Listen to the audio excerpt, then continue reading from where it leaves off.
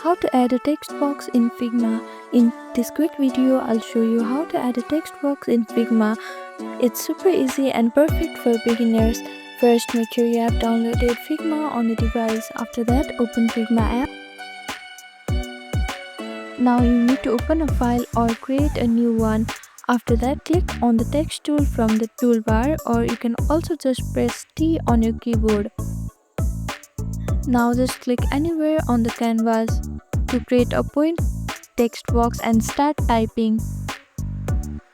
If you want your text to wrap automatically, click and drag the text area box. This is great for paragraphs or long contents. Now select the text and use the right panel to change the font, size, color and more.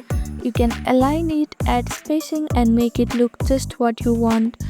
So this is how you can add text box in Figma. Thank you for watching this video. Please do not forget to like, share and subscribe to our channel and comment down below if you have any other queries. Thank you.